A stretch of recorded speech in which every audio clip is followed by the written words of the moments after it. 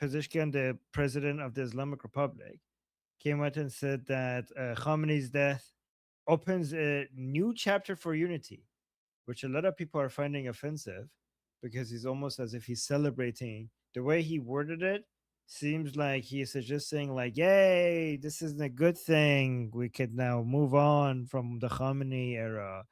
And he kind of sounds like the way he worded it. It kind of sounds like, can we just pretend like none of this happened? Like us bombing our neighbors, like that was that was like a crazy chapter that we had. Can we just move on? He seems to be like trying to act like the Islamic Republic is now going to be different going forward, and that's what he's saying. um, the United Nations came out and gave condolences to Khamenei's death, and Israel's envoy in the UN criticized the United Nations for doing that. While all of this is happening, the Houthis are clashing with the Saudis again. I'm not going to go into detail with that, but that is happening.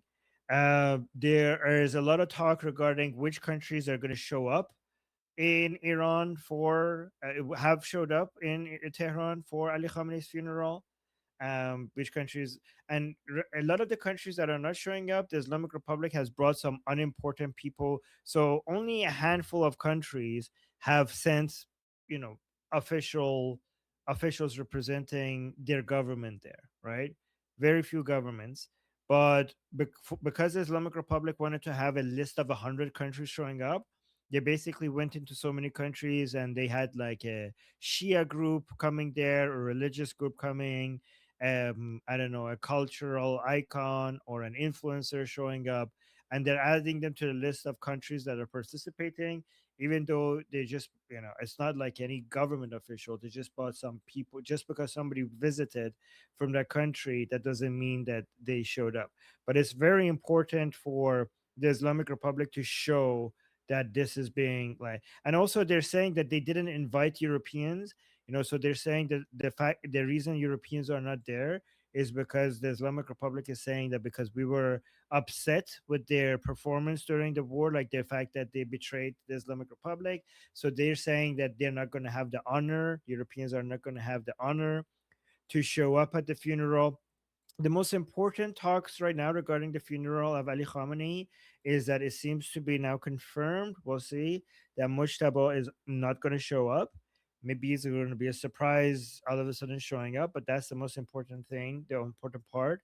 He didn't show up for his own wife's funeral. He didn't show up to meet any of the delegations. So it would be surprising if he does show up tomorrow. Today, the funeral started today, but the main event is tomorrow.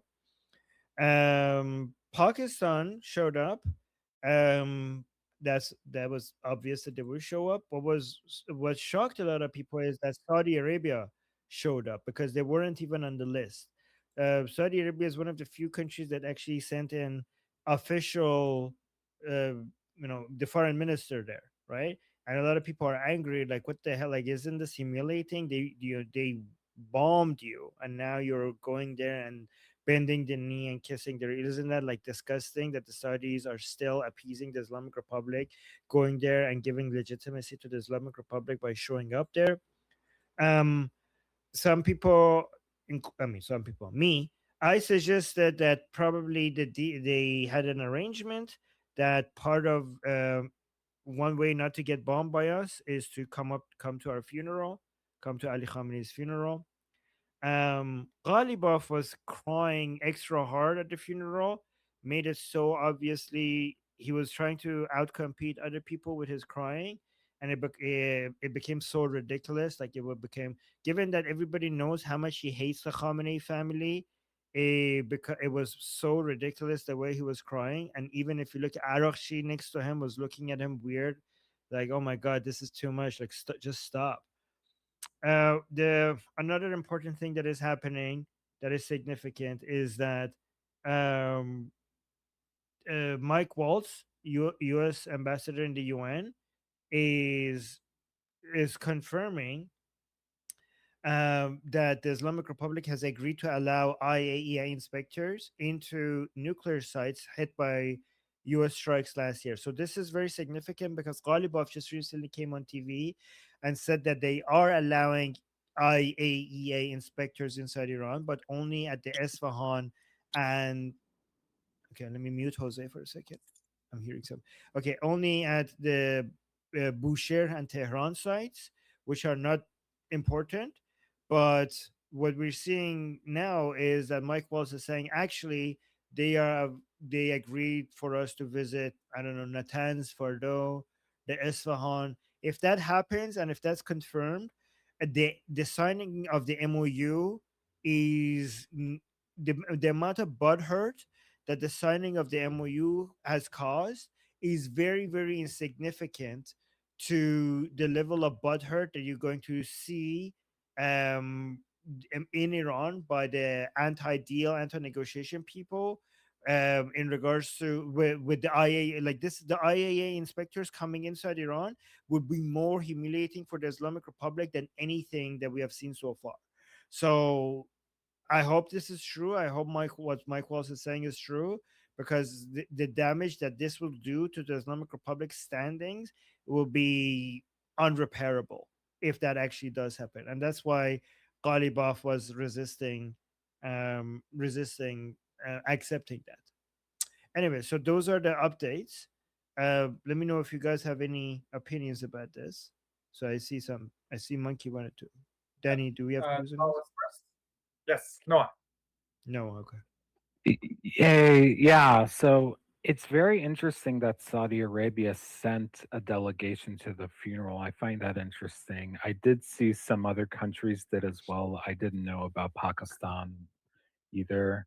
But what I also find interesting is that Mojtaba is not showing up. Uh, the report was that he wanted to, but for security reasons, quote unquote, uh, he couldn't be there, which, of course, I sent a chat to you talking about this. If he didn't show up, it'd be a sign of weakness. And now we even wonder if he's even alive at this point.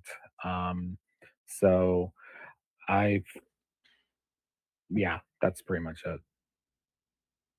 Danny in the chat is saying, "I wish they sent JD Vance in as an American delegation." I mean, I'm sure he wanted to be there. Yes, but Mushaba not showing up is a huge, huge blow to the soft power of the Islamic Republic. There's going to be so much more speculation regarding whether Mushtaba is even alive, for sure. Yeah. Okay, and Monkey is next. I spoke about this with you earlier. If Ghalibaf wants to show any power, he should have a meeting with these delegations. If Ghalibaf has pictures of himself with these delegations, with the Saudis, with all these people, he would like further his legitimacy with outsiders. Like I'm the guy who to talk to. Like he would go to Washington. Hey, you know what? I'm the big cheese here. But it would send the sad penguins into a frenzy, I believe, if that happened. And I want to see sad penguins in a frenzy. I think it's significant that people, when it came to the turbans that went to pay their respects, there was one of the boots that was there in a wheelchair, which would imply if Mushtaba was is in a wheelchair, he should be able to at least show up for that. He didn't show up for that. So this is Schrodinger's mouse, but even Schrodinger's mouse, after it's in a box long enough, you think, you know what, it's probably this starting to stink. You know what I mean? So that's something that's happening. And yeah, with that, I'd sum it up. I think it's very significant that Ghalibaf. Oh, and the side eye. Oh my God, the side eye he was getting forever. That's a good point to touch on. Like this performative thing he did, it was ridiculous. But I think a meeting, if Ghalibaf is smart, he's going to have a meeting with all these delegations and have them sitting together in an office and sharing whatever they're going to share. So first of all, somebody in the chat is saying is cat not mouse. No, Schrodinger for Khamenei is Schrodinger's mouse. So we know it's Schrodinger's cat, but for Khamenei it's going to be mouse. But yes, and what was I saying? Yeah, so Ghalibaf, it's interesting that you say that because I'm not seeing Ghalibaf getting pictures with the delegation, the foreign delegations. I am looking at a picture between with Araghchi and General Munir of Pakistan right now, meeting with him. I wonder if the anti-Ghalibaf people are making an effort to push Ghalibaf back right now, because they know if they put him in, without Mojtaba being present there, if Ghalibaf meets with the delegation, it's going to be a huge demonstration of strength and him being the ultimate authority. So I wonder if there is any pressure during the funeral for him, for Araghchi to be the main person talking to the people, to the foreign delegations, and not Ghalibaf, because Araghchi is not a threat, not that much of a threat. Okay, and then Nail Bunny is next to respond. I was thinking that the reason that the Saudi Arabians turned up is to ensure that no one would believe a missile strike would happen. And it also means that anyone not turning up has no excuse. The other one would be also, hey, look at us, we're Muslim. No, really, we are. Yeah. Wait, so say that again. Why do you think the Saudis? Why do you think the Saudis showed up? Like, if you're the Saudis, why would you go there? I possibly a ploy with the United States, because if they turn up, the U.S. and Israel are not going to bomb it if they're there. They're not. And if anybody is citing security concerns or whatever, they have no leg to stand on. The Saudi Arabians are there. No one's going to bomb them if the Saudi Arabians are there. Yeah, but why? If you're the Saudis, why would you? Like, what do the Saudis get out of this right now? Because I don't think they really. I think they're working with the Americans and they're working with Israel, and I think that it doesn't matter. Mm. So as long as they're working with them, it doesn't matter what they're good. We're good. We want you to show up, because now we get to sit back and watch who does turn up, because no one has an excuse. They're there. They can't claim that Mojtaba is not showing up for security reasons when the missile strike, because the Saudis are there. Yeah. Which also means if Mojtaba really doesn't show up, even though the delegation from Saudi Arabia is there, he's dead. He's definitely dead. Oh, wow. Okay. Is it possible that he's just so severely injured? That's why he's not showing up? Like, very severely injured? That could be the reason. Well, he is so severely injured, then all of the proclamations they've been saying he's been doing, somebody else has been doing them for him. So it doesn't really matter, does it? I mean, if he's it's been a couple of months now, right? I mean, he could probably turn up just fine. If he's been, issuing proclamations and saying stuff and all these notes are really from him, well, then he's of sound mind, isn't he?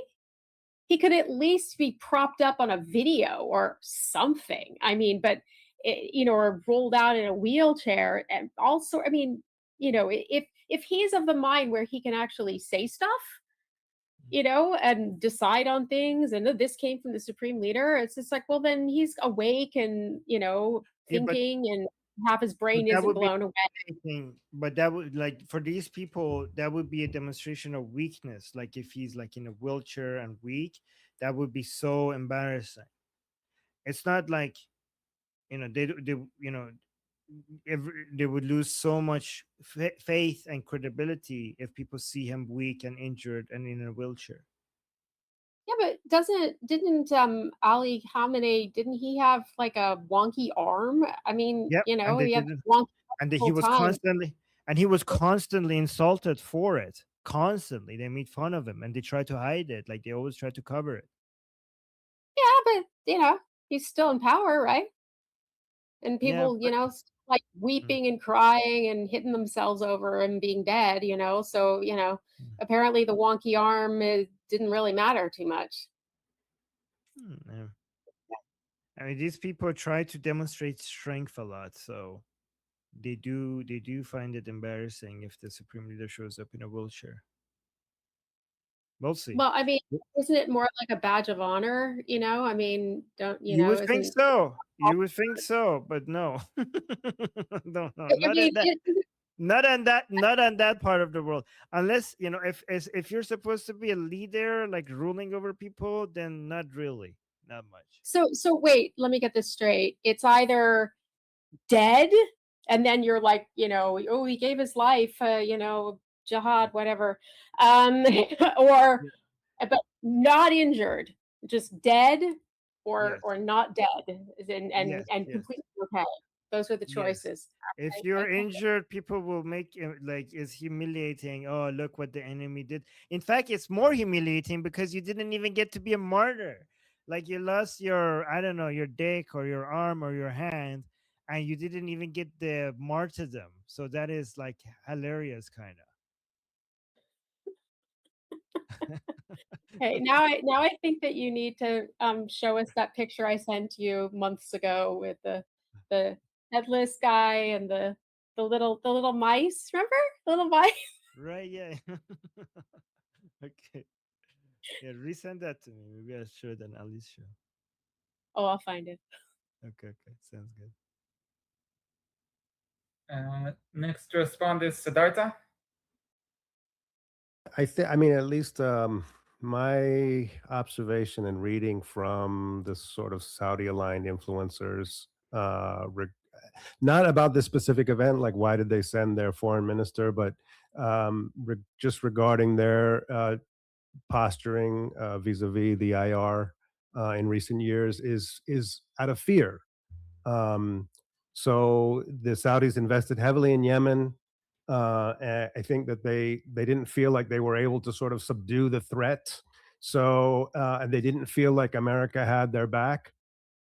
And so that out of that came the sort of the Chinese brokered warming of relations or whatever we want to call it. And even during this recent conflict, the sort of the whispering out of Washington was that the Saudis were really pushing Trump to strike, but publicly they were saying the opposite. So it seems like they don't really trust the sort of backing of the U.S. With regards to protecting their sovereignty against the threat that the IR poses, and so they're trying to sort of have it both ways in public. At least that's what it looks like. Hmm. Thank Interesting. you. Okay. Uh, Thank you. and I have a comment from Samantha that she asked me to read. There has to be some secret deal that brought the Saudis, but how does J.D. Vance feel about his boyfriend, General Minyar of Pakistan, being there?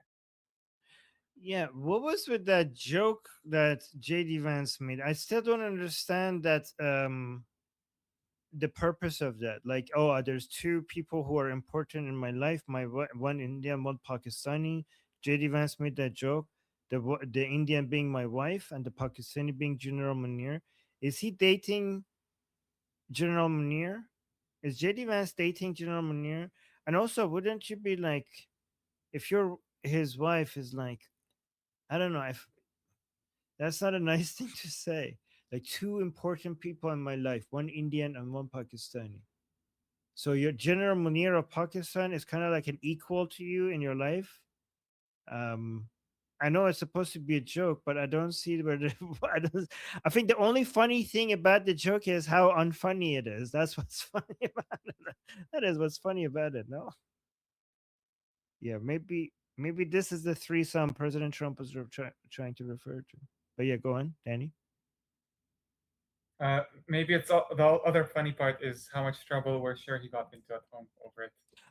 By the way, what is up with the threesome that President Trump was referring to? Did you guys see that? Like our sons, my son, and your son, and I with the medals. Let's have a threesome. Did you guys see that comment from President Trump? I still don't understand what he was trying to say. If anybody could translate that to me, let me know what that was about. But anyways, who's next? Okay, Monkey is next. Monkey. Monkey. Well, I think the threesome is like you have three of something, and Okay. maybe in the ancient times, before four, people refer to it as that. That's a steel man and a half. That's a titanium. I'm not even steel manning him. I'm titaniuming him for that. I think it was just like an off the cuff attempt to be funny that failed. As for JD Vance, I think it's because India and Pakistan have a war, and having to deal with an Indian and a Pakistani is like having to deal with two people that hate each other, but you got to deal with both of them. I'm sure his wife doesn't like him hanging out in Pakistan. And maybe, I don't know how close these two have gotten. There are tendencies there in Islam likes to hide it, but we all know about the Al Zut. So I don't know if there's been some kind of Al Zut negotiation between JD and the Pakistani general. I don't think so, but it's kind of funny. It's a kind of funny comment. I think he tried a terrible attempt at a joke about having a Pakistani and an Indian because these two people hate each other. As a nations, not the people, I don't know, but the nations, they were at war like just recently last year. Okay. Okay. Yes. Sarah is And saying also, in the chat, JD isn't that deep. He just made a dumb joke. That's what Sarah said. Yeah. I think that's a good explanation. Yeah, All right. I think it was a really dumb joke for both of them. Yeah. Okay. Who's to Siddhartha. Yeah, I just thought I'd throw down on Indian Pakistani relations because my dad is Indian, and in his generation, which is the boomer generation, the at least in the diaspora, Indian and Pakistanis they would kind of find each other, and they felt actually very connected, especially where my dad is from in North India. There's a lot of sort of like shared culture, shared cuisine, shared language. Urdu and Hindi are essentially the same at the spoken level. Um, and I didn't really grow up in the Indian community. My mom is not Indian, but what I heard later is that since the amount of immigrants has increased from South Asia and India in the U.S., that these groups have kind of diverged, and there's a lot less sort of intermingling among Pakistanis and Indians. So I guess maybe he's trying to play on that rivalry. But it's just when I was growing up, it was something that really didn't exist, and I actually ended up hanging out with a lot of my dad's Pakistani friends. It seemed like there was really no issue, and people would just say, it's just politics. So that there has been a radicalization that's happened, I think, in subsequent generations. But are you aware of the political dynamics in Pakistan and India, and like is that something you follow a lot? No, I really don't. As I said, like I didn't really grow up in a sort of Desi community. It was always kind of alien to me. So I do like I guess I pay attention to geopolitics in general, but I would not say I have really any specialty in South Asian politics. Okay, because if you want to bring it up, like it would be interesting if we discuss that more often here. So it would be interesting if you put a one in the chat once every while and talk about that. Yeah, I mean, I can give it a shot. I might have some additional insight because of my background. Okay. Yeah, at least to get conversation started. Okay, sounds good. Who's next? I believe that's all the twos on this topic. So let's go to super chats. Okay, we got 3 super chats. Fleshy Interloper saying, "Enjoy the goodbye garbage the goodbye garbage festivities." Okay, goodbye garbage festivities. Yes, yeah. It is a funeral festival. It like that is the best way to describe it. And they do try to these people don't have that many festive events, so they try to turn into their funerals into festivals. And Fleshy interrupted with another super chat saying Ghalibaf was laughing inside. He did Ghalibaf does I'm not going to go over a lot of detail, but Ghalibaf has a long history of the Khamenei dynasty pushing back against them many, many times. He was also once slapped by either Mojtaba Khamenei or Mojtaba Khamenei's assistant when he tried to go into Ali Khamenei's office. He was slapped. So you can see how much Ghalibaf hates the Khamenei family. So, and people know his history with the Khamenei family, and that's why it's so people looking at him crying. It's just hard for them. Everybody knows that this is definitely performance. And then we have EF with a super chat saying the regime seems sad. We should send them a nice box of chocolates and cards. Send them a box of popcorn. That would be very much appreciated. Send the regime popcorn and a card saying sorry, not sorry. Something like that. That would be good. And thank you, Ahef, for the super chat. My name is Armin Navabi. I'm an Iranian political analyst with decades of experience fighting the Islamic regime inside and outside of Iran. Make sure you follow me for more, and also make sure you join our discussion group. I'm there almost every single day. Come talk to me there and the rest of the people there in our group calls. It's a great place to meet and talk to people who like talking about politics. The link is in the description and or in the bio. You could also get there by scanning the QR code on the screen. See you there.